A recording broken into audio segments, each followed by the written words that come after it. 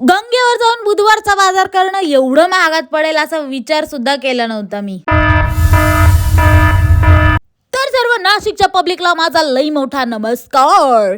तर सकाळी सकाळी मस्तपैकी मेथीच्या बट्ट्या केल्या होत्या. जे खानदेशचे लोक असतील त्यांना बऱ्यापैकी माहिती असेल की मेथीच्या बट्ट्या काय असतात ते. त्यानंतर दुपारी लय थंडी वाजत होती अक्कल नसल्यासारखी. जॅकेट तर धुवायला टाकलं पण लवकर सुकवायसाठी मी गेली टेरेसवरती आणि टेरेसवरती लवकर सुकायला टाकून दिलं म्हणजे कसं पटकन थंडी घालता येईल, थंडीचं घालता येईल म्हणून. त्यानंतर मग घरी आल्यानंतर हे दोघं संटू आणि बंटू दोघं मिळून एडिटिंग करत होते आणि मग त्यानंतर मी संध्याकाळी रेडी झाली कारण आता उद्यापासून आपला स्टॉल आहे त्याच्यामुळे मी रेडी होऊन गेली बुधवारच्या बाजारात गंगेवरती खरेदी करायला आणि भाजीपाला घेतला आणि घरी आल्यानंतर बघितला अख्खा पचका निघाला त्या भाजीपाला. म्हणजे बाई इतक्या शिळ्या भाज्या विचारूच नका. त्यानंतर माझ्या आईला माझ्यावरती इतकं प्रेम आलं होतं, आई शपथ आयुष्यात कधी नव्हतं तेवढं. त्यानंतर आजीकडे गेलं, सिरियल बघितली, घरी आलो आणि